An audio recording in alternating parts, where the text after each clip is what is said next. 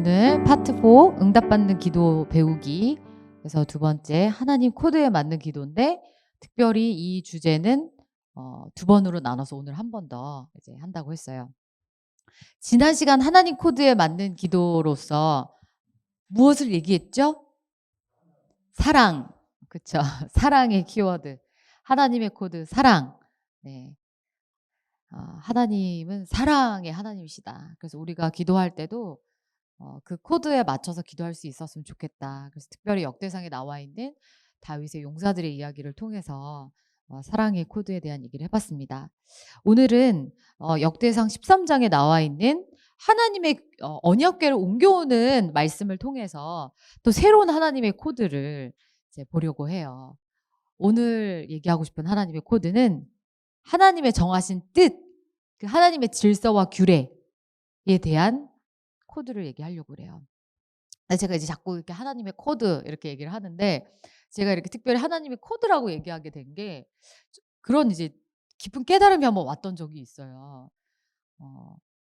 우리가 코드가 안 맞으면 뭘 할 수가 없잖아요. 뭐 쉽게 예를 들어서 220볼트랑 110볼트 코드가 안 맞으면 아무리 훌륭한 제품이 있어도 쓸 수가 없잖아요. 그쵸? 220 코드에 220볼트 그 제품을 꽂아야 되고, 110볼트 제품에는 거기에 맞는 제품을 꽂아야지. 그렇지 않으면 무용지물이잖아요. 저도 과거에 그래 봤던 경험이 있거든요. 외국에 한번 어디 여행을 갔었는데, 거기에 사용할 수 있는 전자제품 기기의 그 코드랑 제가 가져가는 거에 코드가 안 맞는 거예요. 나는 열심히 엄청 막 바리바리 챙겨왔는데 안 맞는 거야, 그게. 그러면 그 열심히 챙겨온 게 아무 소용이 없는 거예요. 근데 다행히 그 왜 소위 데지코라고 하죠? 그 코드 이렇게 변환시켜 주는, 그거 맞춰 주는, 그거를 같이 여행 간 언니가 가져와 가지고 다행히도 '아 이거 요게 있어서 쓸 수가 있겠다.' 이렇게 했던 적이 있는데, 그렇게 코드가 안 맞으면 아무리 좋은 걸 가져가도 사용할 수가 없는 거예요. 그쵸? 근데 우리가 하나님과의 관계에 있어서도 이 하나님의 코드를 무시한 채 그냥 나의 어떠한 좋은 의도로만 한다면 그 코드가 안 맞아서 하나님과 온전히 통하는 삶이 안 되는, 그러한 일이, 그러한 통하지 않는 기도가 일어날 수 있다는 거예요. 어. 저도 예전에 이제 기도하는 가운데 어떤 나름 막 금식도 하고 작정도 하면서 뭔가 어떤 하나님의 뜻을 구하면서도, 아무튼 내가 뭔가 하나님이 기뻐하시는 걸 하고 싶어서 막 금식도 작정하면서 막 이렇게 열심을 냈던 적이 있어요. 근데 그렇게 하는데도 뭔가 주님이 응답이 없으신 것 같은 거예요. 하나님의 응답이 안 와. '왜 그러지? 내가 금식도 하고 막 작정 기도도 하고 이렇게 나름 열심을 내는데 왜 하나님 응답을 안 하시지?' 그래서 이제 되게 답답한 마음이 왔던 적이 있어요. 물론 하나님이 인내라는 또 시간을 우리에게 허락하실 때도 있어요. 그냥 기다리라는 뜻일까? 왜 그런 걸까? 제가 막 답답해서 그랬던 적이 있는데, 그때 저희 남편이 저한테 그러는 거예요. "지금 당신 뭔가 하나님과 코드가 안 맞는 것 같아."라는 얘기를 저한테 해준 적이 있어요. 뭔가 나름 열심히는 하는데 뭔가 하나님의 그 코드에 좀 안 맞는 것 같아. "그걸 좀 한번 구하고 돌아봐." 이렇게 저한테 조언을 해준 적이 있어요. 그래서 코드가 안 맞는다고? 그게 무슨 말이지? 그러면서 이제 제가 곰곰이 생각하면서 하나님께 묻고 인도하심을 구했던 적이 있는데, 그때 제가 이 역대상 13장의 말씀을 통해서 좀 실마리를 얻었어요. '아 내가 하나님 앞에 이러한 모습이었을 수 있겠구나. 하나님이 원하시는 질서와 뜻이 무엇인가를 다시 처음부터 돌아가서 곰곰이 살펴보고, 어 제가 그 부분을 수정함으로써 온전한 인도하심을 받을 수 있었던, 그랬던 과거의 경험이 있어요. 그러면서 제가 우리가 하나님의 그 정하신 뜻, 그 하나님의 질서와 규례에 맞춰서 내가 기도하는 것이 참 중요한 부분일 수 있겠구나'라는 생각을 하게 됐거든요. 자, 그럼 이 역대상의 말씀이 무엇인지 한번 보면서 우리 한번 살펴봅시다. 제가 써둔 13장 3절 4절의 말씀을 같이 한번 합독해 보겠습니다. 시작. 우리가 우리 하나님의 궤를 우리에게로 옮겨오자. 사올 때에는 우리가 궤 앞에서 묻지 아니하였느니라 하매 뭇 백성의 눈이 이 일을 좋게 여김으로 온 회중이 그대로 행하겠다 한지라. 아멘. 자, 다윗 왕이요. 하나님의 궤를 옮겨오자고 제안한 거예요. 마음을 먹은 거예요. 근데 이 하나님의 언약궤를 옮겨오고자 하는 의도 자체가 선한 의도예요. 하나님께 늘 묻고 싶다. 하나님의 뜻을 따르고 싶다. 이 하나님의 언약궤는 곧 하나님을 상징하는 것이기도 했기 때문에 이 구약 시대 때 굉장히 중요한 것이기 때문에 이 하나님의 언약궤를 어 자신의 그 왕이 있는 그 성에 그 하나님의 언약궤를 모셔오고 싶었던 거예요.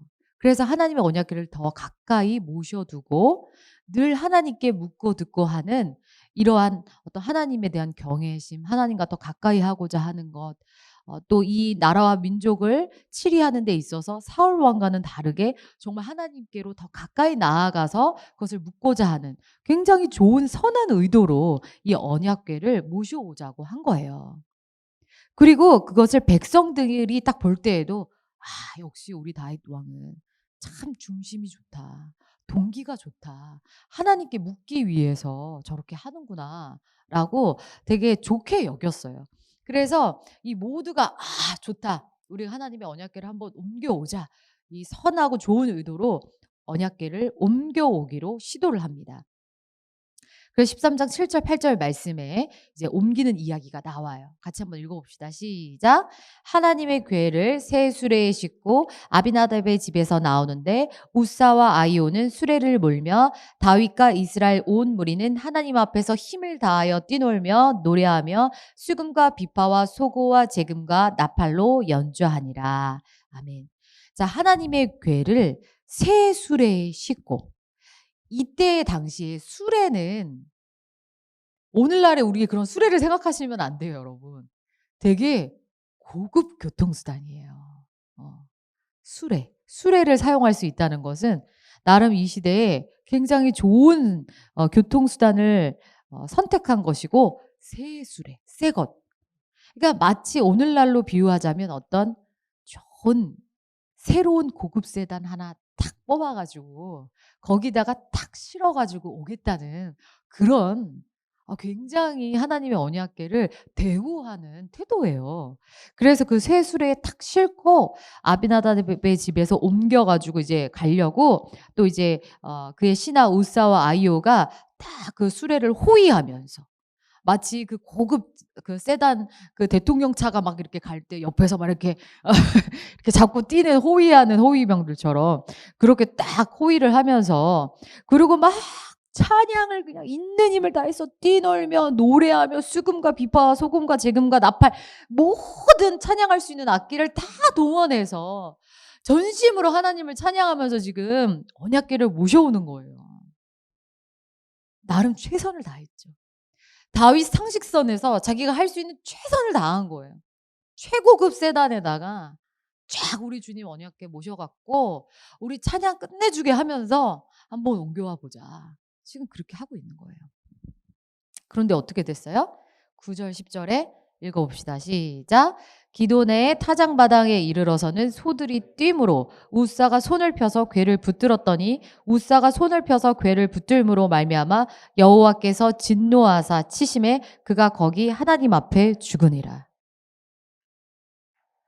기돈의 타작마당에 이르렀는데 소들이 뛴 거예요. 그 수레를 모는 소들. 수레를 모는 소들이 뛰었어.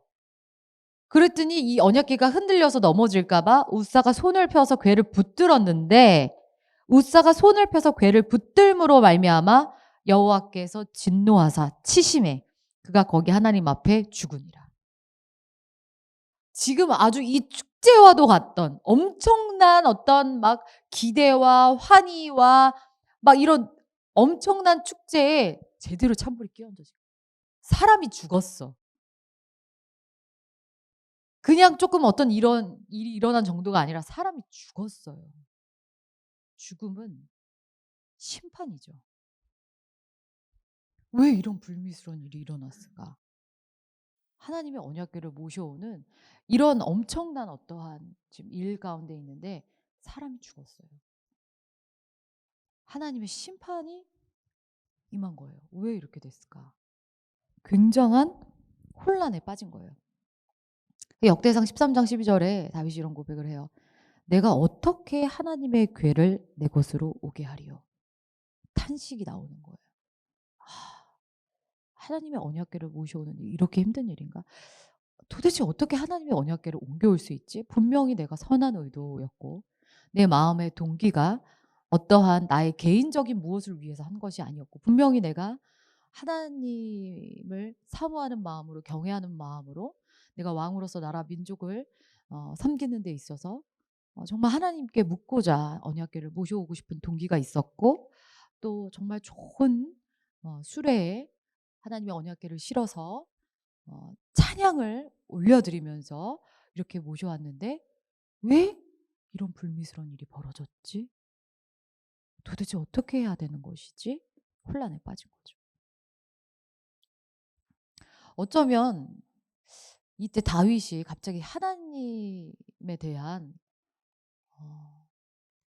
어떤 그런 아름다운 경외심이 아니라 너무 갑자기 하나님 멀게 느껴지는 좀 무서운 하나님, 좀 이해할 수 없는 하나님, 좀 잔인한 하나님, 차가운 하나님, 그리고 좀 서운한 마음까지도 드는 어떤 그런 혼란의 마음도 오지 않았을까 싶어요. 여러분도 혹시 그런 경험 없으세요? 있을 수 있거든요. 그쵸? 우리가 왜 하나님 내가 이렇게 좋은 의도로 했는데 왜 이런 일이 일어나는 거지? 왜 그런 거지? 그래서 우리 가운데 혼란이 올 수 있죠. 두려움이 올 수 있죠. 그래서 한동안 하나님의 언약궤를 그냥 오베데돔의 집에 그냥 딱 놔두고 건드리지 않았어요. 근데 이제 오베데돔의 집에서는 막 그 하나님의 언약궤로 인해서 막 놀라운 기사와 표적과 막 축복을 받는 일들이 막 일어났다는 소문이 나기 시작하고 시간이 지나면서 다윗이 곰곰이 생각하고 기도했겠죠. 왜 그랬을까?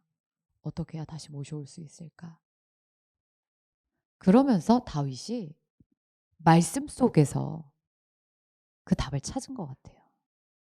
하나님의 율법에서 그 해답을 찾은 거예요. 그래서 다시 하나님의 언약궤를 모셔와요. 역대상 15장 2절, 12절, 13절 제가 이렇게 옮겨놨는데 한번 읽어봅시다. 시작. 다윗이 이르되 레위 사람 외에는 하나님의 궤를 맬 수 없나니 이는 여호와께서 그들을 택하사 여호와의 궤를 메고 영원히 그를 섬기게 하셨음이라 하고 그들에게 이르되 너희는 레위 사람의 지도자이니 너희와 너희 형제는 몸을 성결하게 하고 내가 마련한 곳으로 이스라엘의 하나님 여호와의 궤를 메어 올리라. 전에는 너희가 매지 아니하였으므로 우리 하나님 여호와께서 우리를 찢으셨으니 이는 우리가 규례대로 그에게 구하지 아니하였음이라. 아멘. 드디어 해답을 찾은 거예요. 우리 하나님 편에서도 딱 무릎을 치시면서 그래 그거야. 너가 이제 깨달았구나 하고 말씀하셨을 것 같아요. 어떻게 했어요? 레위 사람 외에는 하나님의 궤를 맬 수 없나니. 그리고 하나님의 궤는 아무리 좋은 최고급 교통수단에 실른다 하더라도 하나님의 언약궤는 그렇게 실어서 옮기는 것이 아니고 하나님이 정하신 사람들이 직접 어깨에 메고 옮겨야 되는 거예요. 왜? 하나님이 그렇게 정하셨으니까. 그건 하나님이 정하신 법이에요. 언약궤가 처음 생기던 때부터 하나님이 딱 정해 놓으신 법이에요. 언약궤는 어디에 실어 나르는 것이 아니라 사람이 어깨에 메고 직접 옮기는 것인데 그 어깨에 메는 사람도 아무나 하는 것이 아니라 하나님이 정하신 레위 지파, 또 레위 지파 중에서도 또 그룹이 있어요. 그들이 어깨에 메고 옮길 것이라.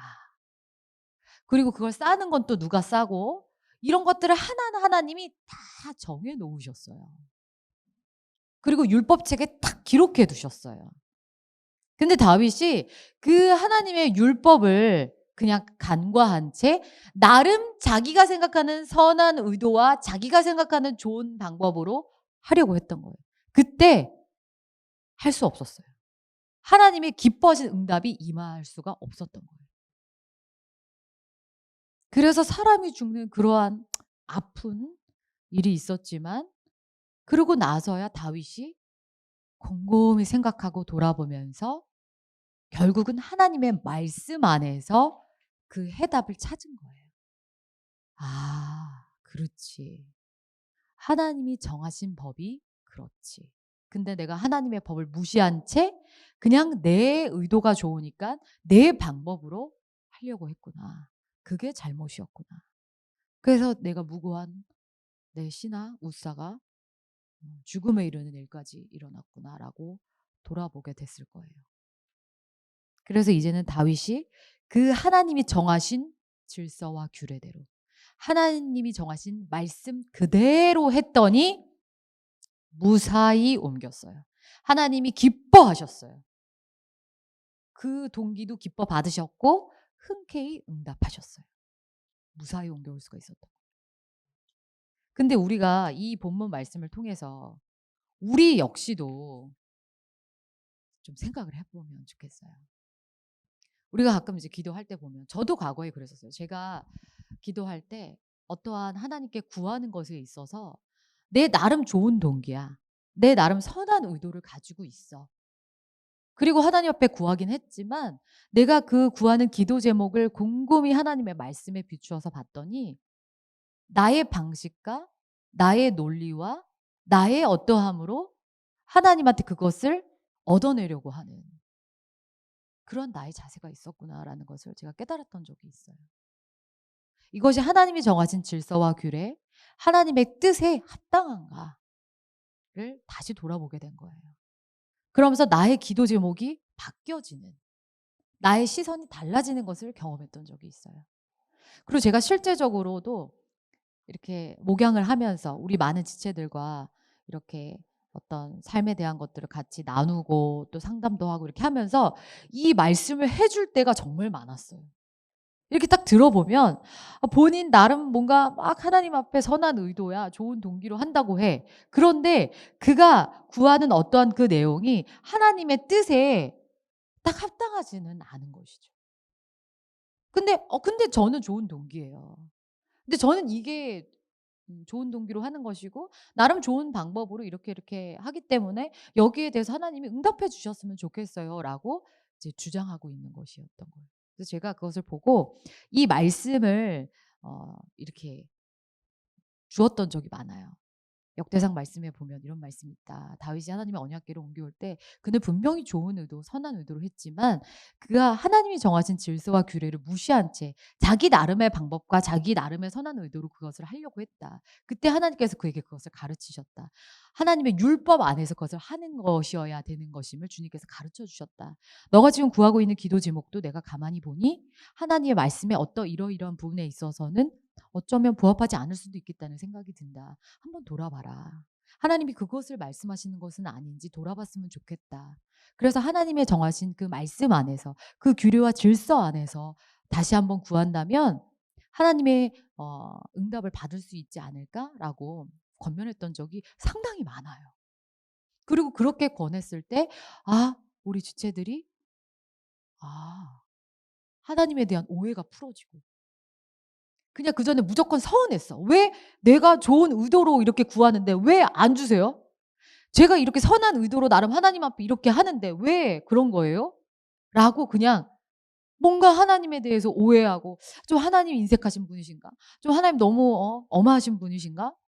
왜 응답을 안 주시지? 이러면서 뭔가 좀 하나님에 대해서 오해하고 서운하고 좀 삐지게 되고 이런 일들이 좀 있었던 거예요. 근데 그 말씀을 딱 비추어서 보면서 그 부분이 해결되어지는. 내가 하나님의 율법을 무시했구나. 내가 하나님의 뜻을 모른 채 그냥 나의 방식과 논리와 나의 어떠함으로 하나님 앞에 주장하고 있었구나. 라는 것을 깨달으면서 돌이키게 된. 그래서 다시 그 하나님의 방법대로 다시금 수정해서 마음을 돌이켜서 바꿔서 구했을 때 또 하나님이 놀라운 응답을 주셨던 그런 경우들 많이 봤어요. 제가 책에도 어떤 커플에 대한 이야기를 그렇게 해서 이제 써두기도 했어요. 나중에 한번 읽어보세요. 그래서 그들에게도 제가 역시 그때 이 역대상 말씀을 통해서 권면했거든요. "너가 이것이 하나님의 질서와 법 안에 있는지 한번 살펴봤으면 좋겠다. 거기에 맞춰서 다시금 하나님 앞에 기도하면 좋겠다." 그래서 그가 그것을 비춰보고 그 말씀 앞에서 묵상하고 자신의 기도와 방법들을 바꿨을 때 나중에 정말 하나님께서 놀랍게 응답해 주시는 그런 것들을 경험하는 것을 많이 봤어요. 또 더더군다나 리더로 섬기시는 분들은 이것을 정말 잘 어 간직하시고 체득하시면 좋겠어요, 여러분의 기도에. 그래서 그렇게 하시고 또 리더로서 다른 지체들에게도 그것을 본을 보이고 또 권면할 수 있는 그런 여러분이 되시면 너무 좋겠어요. 제가 이 역대상의 질서와 규례에 대한 말씀을 묵상하다가 창세기 말씀이 딱 생각이 났어요. 어젯밤에 강의 준비를 하는데 이 창세기의 선악과를 따먹게 된 이 이야기를 딱 생각하게 되면서 하나님이 이것도 같은 맥락이다라고 말씀해 주시는 것 같았어요. 우리의 원죄가 시작된 그 시점. 한번 읽어볼까요? 창세기 3장 1절에서 7절 말씀 좀 길지만 한번 같이 읽어봅시다. 시작. 그런데 뱀은 여호와 하나님이 지으신 들짐승 중에 가장 간교하니라. 뱀이 여자에게 물어 이르되 하나님이 참으로 너희에게 동산 모든 나무의 열매를 먹지 말라 하시더냐. 여자가 뱀에게 말하되 동산 나무의 열매를 우리가 먹을 수 있으나 동산 중앙에 있는 나무의 열매는 하나님의 말씀에 너희는 먹지도 말고 만지지도 말라. 너희가 죽을까 하노라 하셨느니라. 뱀이 여자에게 이르되 너희가 결코 죽지 아니하리라. 너희가 그것을 먹는 날에는 너희 눈이 밝아져 하나님과 같이 되어 선악을 알 줄 하나님이 아심이니라. 여자가 그 나무를 본즉 먹음직도 하고 보암직도 하고 지혜롭게 할 만큼 탐스럽기도 한 나무인지라.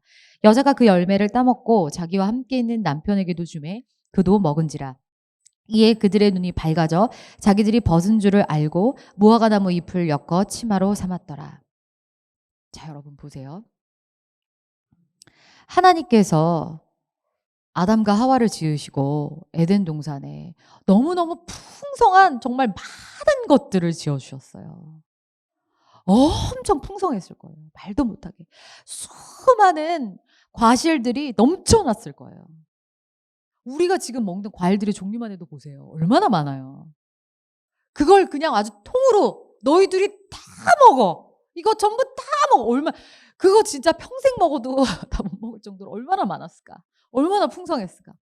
다 먹어라. 근데 동산 중앙에 있는 이것만 먹지 마. 하신 거예요. 다 우리 뜻대로 임의로 다 먹을 수 있는데 딱 하나님이 정하신 그 중앙에 또 중앙에 있잖아. 어디를 다니든지 항상 그걸 딱 보였을 거야. 저것은 먹으면 안 돼. 라고 생각할 때마다 하나님을 생각했을 거예요. 그렇죠? 하나님의 주권을 보여주신 거예요. 이 수많은 걸 다 먹을 수 있는데 우리가 막 이 수많은 걸 다 먹고 누리고 하다 보면 어느새 하나님의 존재를 잊을 수 있어요. 나를 지으신 분이 누군지 잊을 수 있어요. 근데 그 중앙에 있는 그거를 탁 다른 것과 구별된 것이죠. 구별된 것. 부정적인 것이라고 생각하면 안 돼요, 여러분. 구별된 것이에요. 이 수많은 걸 먹을 수 있는데 요거 하나 구별된 거, 먹으면 안 되는 딱 하나 구별된 거. 그걸 보면서 그 구별된 걸 보면서 하나님을 생각하게 하셨을 거예요. 내가 너희를 지었다. 내가 너희들의 주인이고 내가 너희들의 아버지고 내가 창조주다. 내가 너희들을 만들었어라는 그 하나님에 대한 주권을 생각하게 하셨을 거예요. 근데 그것에 대해서 탁 시선을 바꿔준 이가 누구냐? 뱀, 마귀예요. 하나님은 그것을 부정적인 존재로 지으신 게 아니에요. 구별된 것으로 지으신 거예요. 그 수많은 거 다 먹을 수 있는데 요것만 먹지 마라. 그리고 요거를 먹지 말라고 한 것 자체에서 하나님을 생각하게 하신 건데 그걸 갖다가 어떻게 탁 얼마나 간교한지 이렇게 질문하죠. 참으로 너희에게 동산 모든 나무의 열매를 먹지 말라고 하시더냐? 일부러 이렇게 물어보는 거예요. 부정적인 시선을 탁 넣어주는 거예요. 다 먹지 말라고 했어? 아닌 거 알면서. 부정적인 뉘앙스를 싹 첨가해서 물어봐 주는 거지. 다 먹지 말래? 참으로 하나님이 그랬니?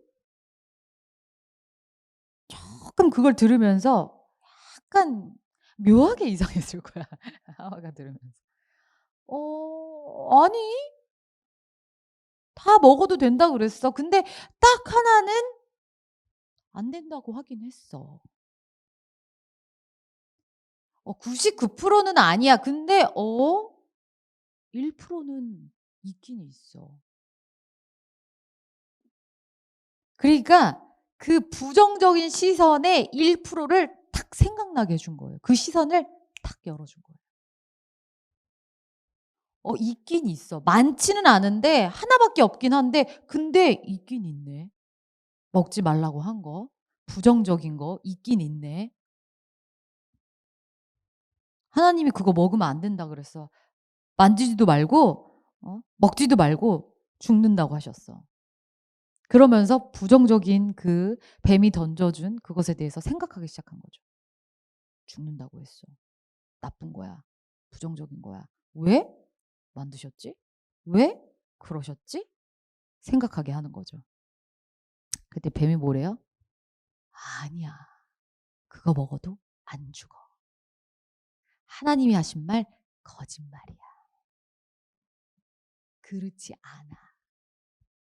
하나님은 선하신 분이 아니야. 라고 싹 넣어주는 거예요. 그러면서 너희가 그걸 먹잖아? 그럼 눈이 밝아져서 하나님처럼 돼 갖고 하나님처럼 선악을 너희가 구별할 수 있다? 너희가 하나님처럼 높아질까 봐 하나님처럼 될까 봐 못 먹게 하신 거야. 먹어 봐. 딱 하는 거지.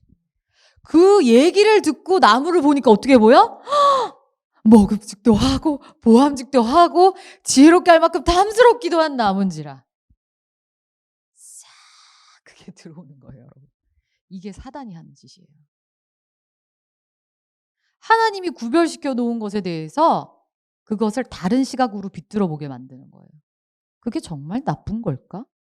그게 정말 하면 안 되는 걸까? 왜? 왜 그러면 그걸 만들었어? 왜 그런 하나님이야? 하나님이 이상하네? 근데 그거 사실은 좋은 거 아니야? 하나님이 거짓말하신 거 아니야? 이렇게 생각하게 만드는. 그래서 먹어버렸죠.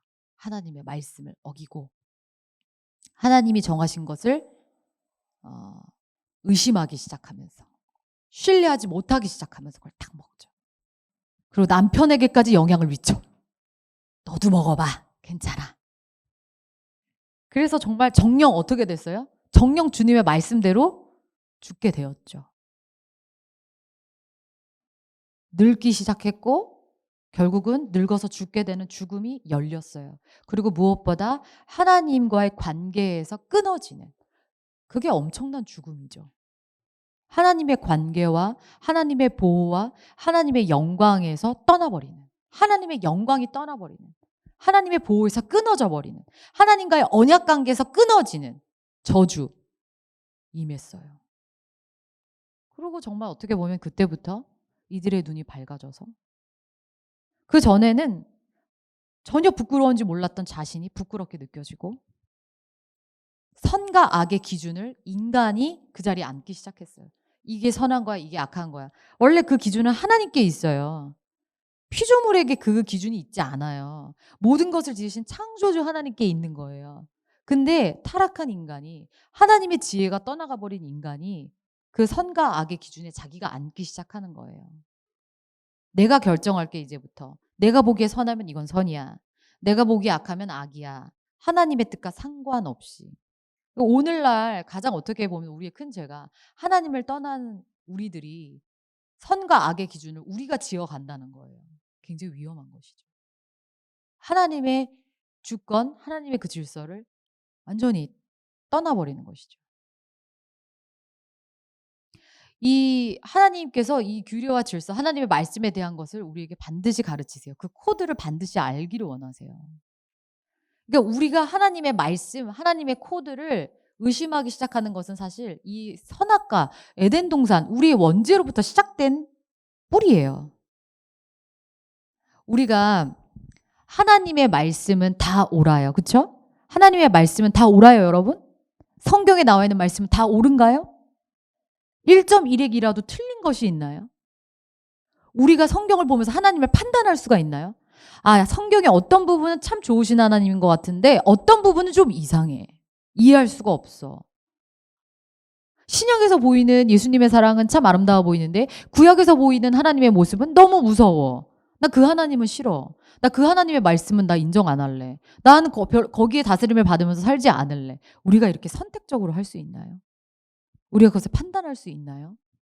그렇지 않아요. 하나님은 언제나 옳으세요. 하나님은 선하세요. 분명한 것이에요. 근데 그 하나님의 말씀에 대해서 진짜 선할까? 정말 다 옳을까? 글쎄, 이렇게 비뚤어 보게 되는 그 시선. 이게 사실 그 에덴 동산의 우리 원죄의 시작의 뿌리예요. 그래서 우리가 기도할 때도 역시 하나님과의 관계를 맺을 때도 역시 내가 어떠한 기준의 선에 주인의 자리에 앉아서 기도할 때가 있어요. 내 기준에서 옳다고 생각하는 거, 내 기준에서 좋다고 여겨지는 거, 그것을 가지고 하나님께 구하는 것이죠. 하나님, 저 좋은 의도로 지금 기도하고 있는 거예요. 하나님, 저 선한 의도예요. 저 주님 사랑해요. 저 주님 분명히 사랑합니다. 저 교회 다니잖아요. 저 헌금하잖아요. 저 주님 사랑해요. 그런 선한 의도를 가지고 있는 제가 이것을 원해요, 주님. 응답해 주세요. 그리고 응답해 주시지 않으면 왜 그러세요? 제가 선한 의도로 했는데 제가 이렇게 하는데 왜 그러세요, 주님? 주님 선하신 분이 아닌 것 같은데. 우리 주님 왜 그러시지? 우리가 이렇게 갈 때가 있다는 거예요.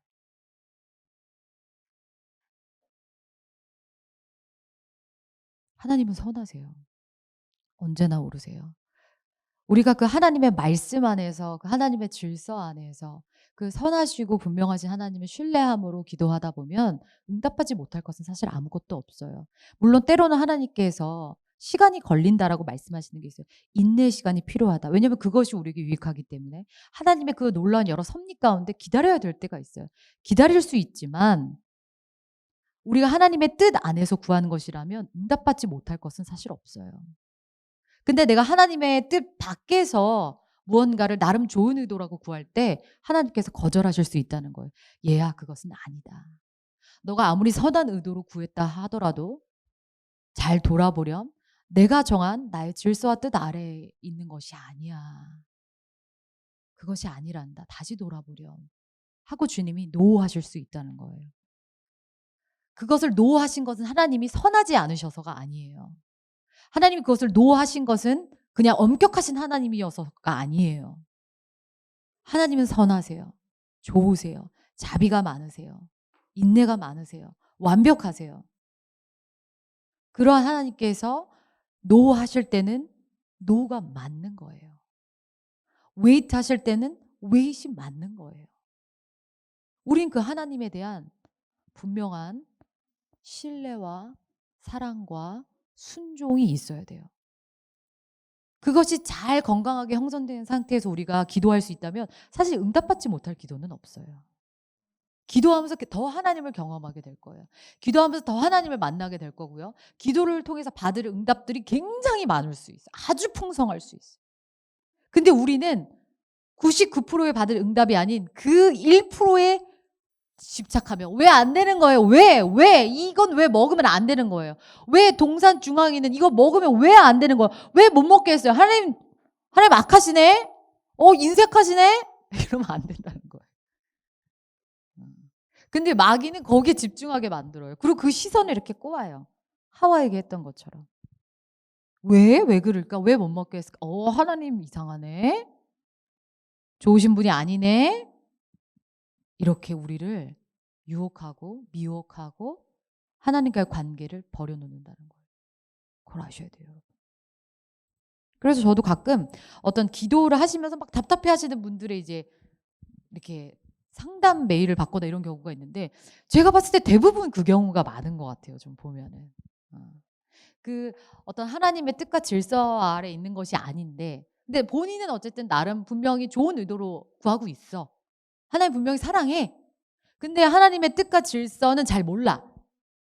근데 그냥 구하고 있는 거예요. 그리고 응답이 안 오니까 자꾸 하나님한테 서운함이 생겨. 그리고 하나님의 성품에 대해서 계속 의심해. 그게 답답해서 저한테 막 물어보는 거예요. 왜 그러신 걸까? 왜 대답을 안 하시는 걸까요? 근데 제가 보면 그 문제인 것 같아요. 다시 그 하나님의 뜻과 하나님의 질서, 하나님 기뻐하시는 그 말씀 안에서 당신이 구하고 있는지 한번 돌아보면 좋겠다. 라고 이제 그러면 권면하게 되죠. 마지막으로 고린도후서 10장 4절 5절 말씀을 선포하면서 우리 기도하면 좋겠는데 한번 읽어봅시다. 시작. 우리의 싸우는 무기는 육신에 속한 것이 아니요 오직 어떤 견고한 진도 무너뜨리는 하나님의 능력이라. 모든 이론을 무너뜨리며 하나님 아는 것을 대적하여 높아진 것을 다 무너뜨리고 모든 생각을 사로잡아 그리스도에게 복종하게 하니. 아멘. 우리의 싸우는 무기는 육신에 속한 것이 아니요 오직 어떤 견고한 진도 무너뜨리는 하나님의 능력이라. 모든 이론을 무너뜨리며 하나님 아는 것을 대적하여 높아진 것을 다 무너뜨리고 모든 생각을 사로잡아 그리스도에게 복종하게 하게 하니. 우리가 아직 그럴 수 있어요. 이제 예수님을 나의 구원자로 인정하고 마음속에 모셔오긴 했지만 아직 하나님의 말씀이 내 안에 온전히 지식화되지 않고 세워지지 않은 경우들이 많죠. 예수 믿자마자 말씀이 갑자기 자동으로 뿅 정립되었습니다. 사고체계가 다 바뀌었습니다. 1초 만에 그렇게 되지 않잖아요. 그렇죠? 그래서 우리가 이제 예수 믿고 나면 말씀을 읽고 기도하고 하면서 점차 하나님의 뜻이 무엇이고 하나님의 법이 무엇이고 하나님은 어떠한 분이시고 하나님이 기뻐하시는 것은 무엇이고 하나님이 기뻐하시지 않는 것은 무엇이고 이런 것들을 말씀을 통해서 영혼의 양식을 먹어가면서 우리가 변화되어져 가요. 말씀으로 새롭게 되어져 가는 거예요. 말씀으로 새 사람으로 지으심을 입어가요. 그렇죠? 그러면서 점점 내 지식이 아닌 내 이론이 아닌 하나님 아는 것을 대적하여 높아진 그 모든 것들을 무너뜨려서 사로잡아서 그리스도 앞에 딱 복종시킬 때 그때 우리는 온전히 하나님과 통하는 기도를 할 수 있게 돼요.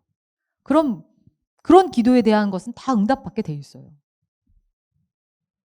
그런 기도하는 사람이 우리가 되어야 해요.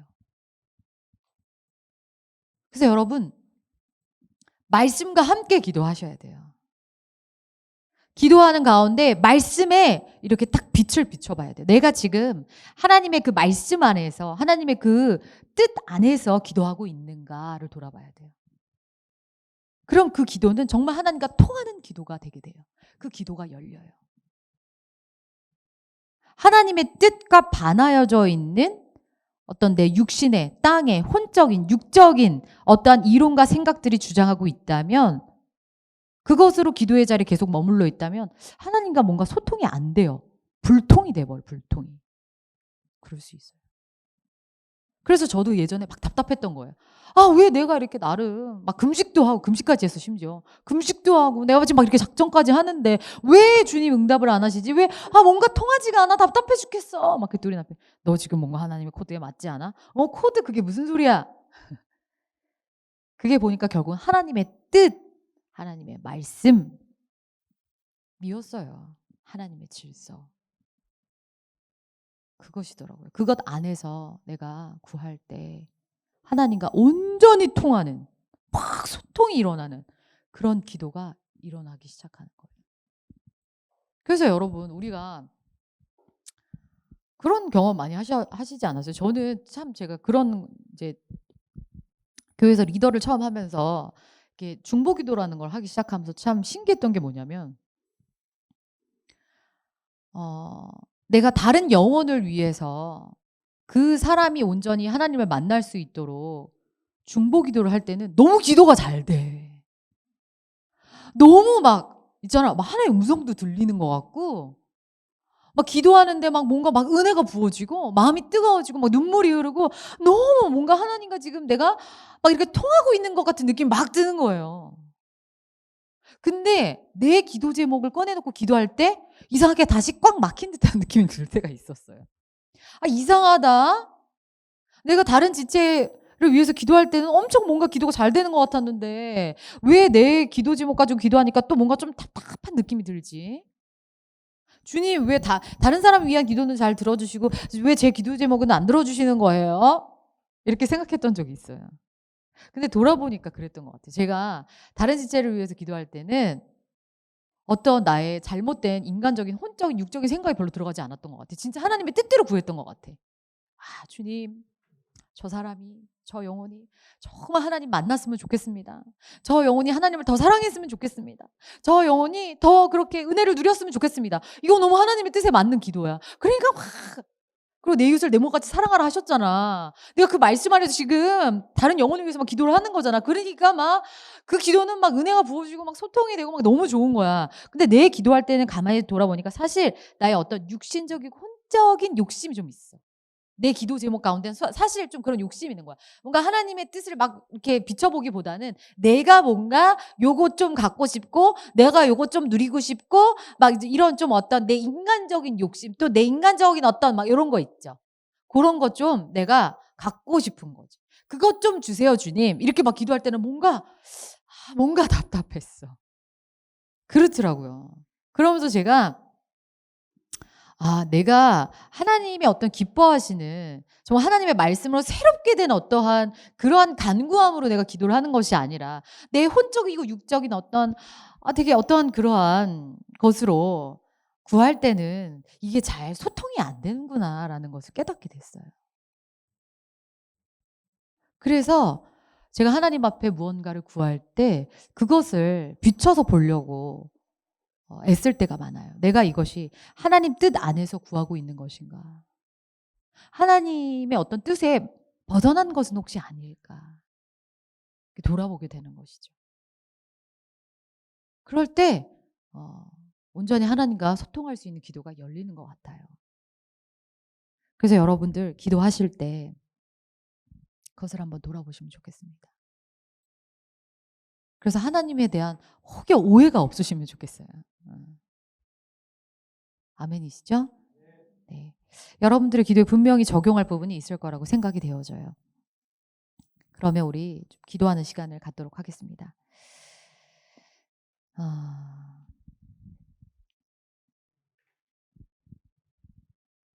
우리 다윗을 한번 보면서 다윗은 이제 분명히 좋고 선한 의도로 처음에 언약궤를 모셔오려고 했어요. 그렇지만 그는 하나님의 율법을 무시한 채 자기의 그냥 의도와 자기의 방법대로 하려고 했을 때 하나님께서 그것을 허락하지 않으셨어요. 그래서 다윗도 잠깐 혼란이 오고 두려움이 오고 뭔가 하나님에 대해서 조금 오해할 그러할 혼란의 때가 있을 수 있었겠죠. 근데 다윗이 거기에서 멈추지 않고 왜 그랬을까? 하나님의 뜻이 무엇일까? 내가 어디에서 잘못됐을까를 돌아봤을 때 하나님의 말씀 안에서 하나님의 율법어에서 그 해답을 얻은 것이에요. 하나님이 정하신 질서와 규례, 하나님의 뜻이 있었구나. 근데 내가 그 하나님의 뜻을 모른 채 그것을 무시한 채 내 뜻대로 내가 따로 만들어서 그냥 내 법대로 하려고 했기 때문에 그게 안 됐구나. 라는 것을 깨닫고 돌이켜서 그 하나님의 뜻 안에서 했을 때 기쁘게 형통하게 되어졌던 것을 경험했잖아요. 그렇죠? 우리도 그렇게 되기를 소망하면서 기도하면 좋겠습니다. 하나님 제가 나름 선한 의도, 나름 좋은 생각으로 하지만 하나님의 율법에 하나님의 뜻에 어긋난 것이 있다면 주님 말씀하여 주십시오. 아버지 깨닫게 하여 주십시오. 오늘 이 시간 기도할 때 주님 조명하여 주세요. 저에게 그런 부분이 있다면 주님 조명하여 주세요. 말씀해 주세요. 그리고 또 여러분의 어떠한 기도 제목 가운데 그것을 한번 비춰보시면 좋겠습니다. 난 지금 하나님의 뜻 아래 하나님의 말씀 안에서 이것을 구하고 있는가. 성령님 깨닫게 하여 주시옵소서. 다윗처럼 그것을 깨닫고 온전히 하나님의 뜻대로 갈 수 있는, 그래서 하나님께서 기뻐하시는 응답을 받을 수 있는 기도를 할 수 있기를 원합니다. 우리 그러한 마음으로 같이 기도하겠습니다.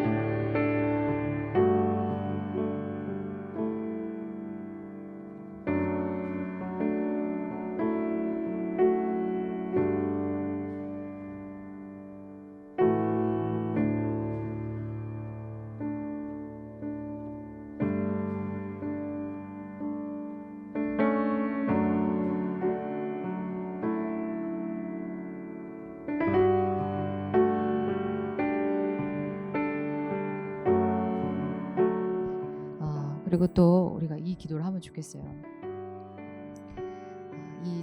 제가 아까 창세기에 우리의 시작된 원죄에 대한 얘기를 했잖아요. 이게 사실 되게 중요한 부분이에요, 여러분. 이게 이 역대상의 말씀이랑도 다 통하는 것이라고 보여지는데, 하나님께서는 분명히 선하십니다. 하나님은 선하세요. 절대적이에요. 그리고 하나님은 사랑이세요. 하나님은 옳으세요. 하나님은 틀리신 게 하나도 없어요. 완전하신 분이세요. 전능하신 분이세요.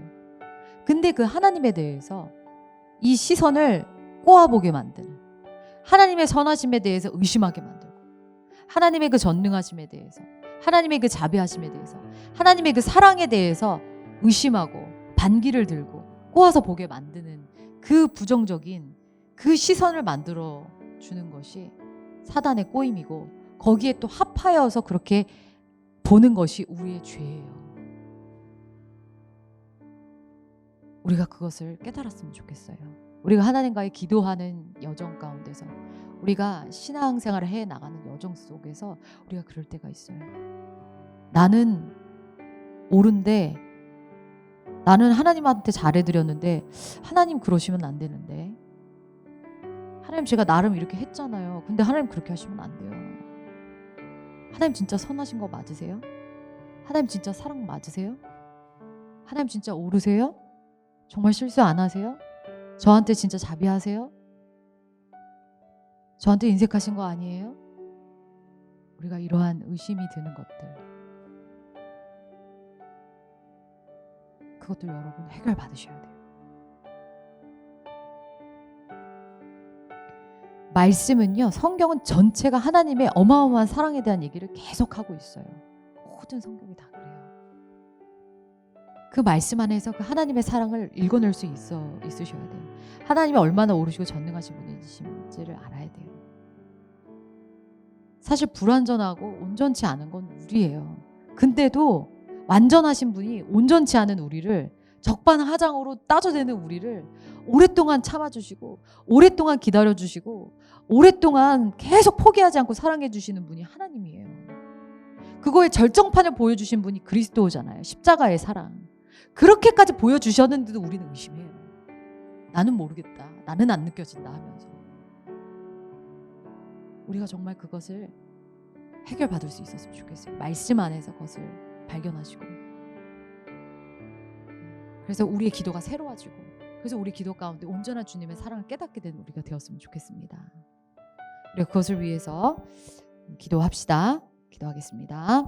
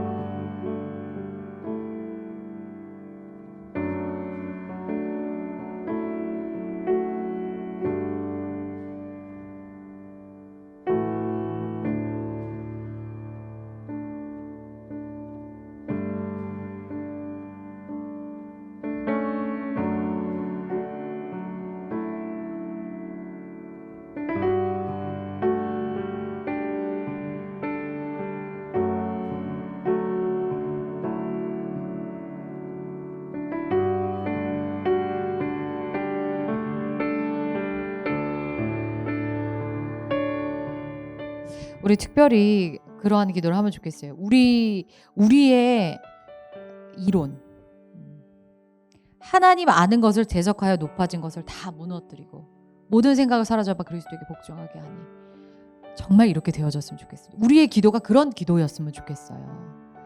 특별히 하나님 말씀 속에서 하나님의 사랑과 하나님의 온전하심을 보고 깨닫고 정말 절절히 깨닫는 그러한 내가 되게 하여 주십시오. 그러한 눈을 열어주십시오. 오늘 그런 목사님 설교 가운데 그런 얘기 있었죠. 어떤 자매님이 정말 제대로 하나님의 음성 들었다. 저 하나님의 사랑이 느껴지지 않아요. 막 이렇게 했더니 하나님이 말씀을 읽어라. 말씀 속에 다 있다. 이런 주님의 음성이 들렸다고.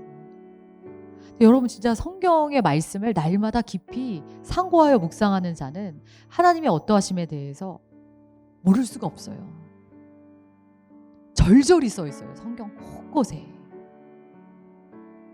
그 말씀이 내 안에 풍성하면 우리가 하나님의 사랑, 하나님의 완전하심에 대해서 의심할 수가 없습니다. 특별히 우리에게 말씀을 볼 때 그 하나님의 사랑과 그 하나님의 완전하심이 정말 읽어지는 그러한 은혜가 있었으면 좋겠어요, 여러분. 말씀이 읽어지는 은혜 있으셨으면 좋겠어요. 그리고 그것이 우리의 기도 가운데 정말 적용이 되어지는 그런 은혜가 있었으면 좋겠습니다. 그래서 하나님을 아는 것을 대적하여 높아진 모든 이론이 무너지는 그러한 은혜가 우리 가운데 있었으면 좋겠습니다. 우리 마지막으로 그것을 위해서 여러분 우리 일어나서 기도합시다. 우리 일어나서 주님 정말 하나님 아는 것을 대적하여 높아진 것이 다 무너지기를 주님 기도합니다. 내 안에 온전히 하나님을 아는 하나님의 사랑이 어떠한지 하나님이 어떤 분이신지 그래서 내가 기도할 때 정말 그 하나님의 사랑을 알고 하나님 완전하심을 신뢰하고 그 하나님의 뜻 안에서 구할 수 있는 하나님 그러한 그래서 하나님으로부터 정말 받는 그 하나님 기뻐하신 응답들이 풍성한 그러한 사람 되고 싶습니다. 주님 나에게 그러한 눈이 열리게 하여 주시옵소서. 하나님 아는 것을 대적하여 높아진 모든 이론들 무너질지어다. 그리스도 앞에 복종하게 될지어다. 하나님의 온전하신가 그 사랑을 보게 될지어다. 나의 영혼아 그 하나님의 말씀을 보고 깨달을지어다. 우리 같이 주님 이름 한번 크게 부르고 같이 기도합시다. 주여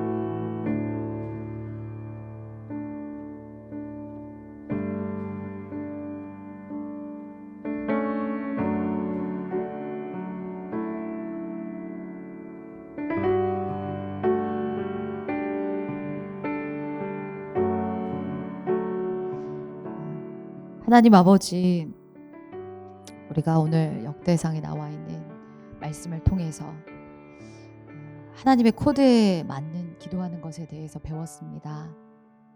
우리가 하나님이 어떠한 분이신지를 알고 하나님이 정하신 질서와 규례들 안에서 하나님의 말씀 안에서 기도할 때 그때 우리가 하나님을 경험할 수 있고 하나님의 사랑을 깨달을 수 있고 하나님의 뜻을 알 수 있고 그래서 그것들이 응답되어지고 우리의 삶에 풍성하게 되는 하나님 그러한 경험을 할 수 있게 되기를 주님 간절히 기도합니다.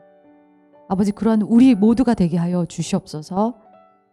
예수님 이름으로 기도드렸습니다. 아멘. 네, 여러분 제가 마지막으로 하나 더 이렇게 정리를 해드리고 싶어요. 그러니까 말씀과 기도가 같이 가야 돼요. 말씀과 기도가 같이 갈 때 여러분이 정말 풍성한 하나님을 누리는 삶을 사실 수가 있어요. 말씀만 보고 기도를 안 하시는 분들은 어떠한 그러한 프로그래밍은 준비가 됐는데 그것을 딱 실행하는 것이 없는 거예요. 그러니까 여러분 보세요. 어떤 이런 프로그램이 있어요. 그것을 실행할 수 있게끔 구성된 어떤 프로그램이 있다고 쳐봐요. 만약에 이게 적절한 표현일지 모르겠지만 이런 프로그램이 있어. 우리 IT 컴퓨터 쪽에 계신 분들 알잖아요. 어떤 프로그램이 있어. 그걸 만들어 놨어. 근데 그걸 만들어 놓고 직접 그거를 입력해서 실행을 시키는 걸 하지 않으면 그 프로그램이 무슨 소용이 있어요.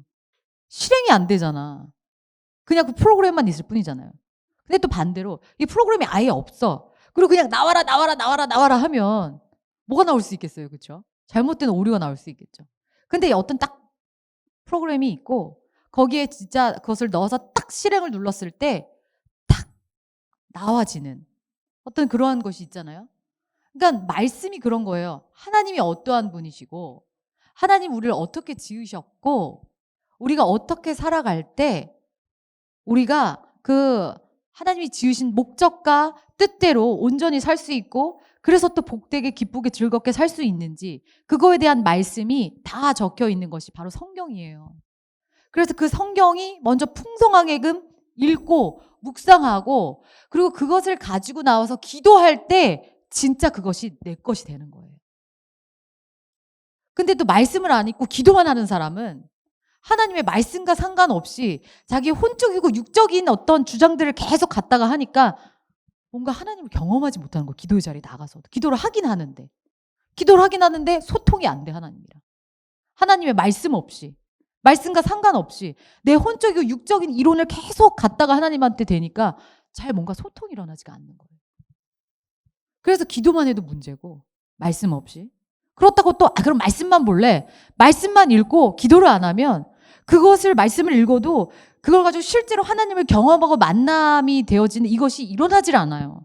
그냥 머리로만 굳어버리는 거예요. 그래서 말씀과 기도가 같이 가야 돼요. 그래서 주님이 우리에게 말씀과 기도를 같이 주신 거예요. 말씀을 묵상하고 그 말씀 안에서 기도를 하고 이것을 같이 할 때 정말 하나님을 누리는 삶을 살 수 있어요. 풍성한 삶을 살 수 있어요. 항상 기뻐하고 범사에 감사할 수 있는 삶을 그때 살게 되는 거예요. 아멘이시죠? 네, 우리 모두 그렇게 되기를 축복합니다.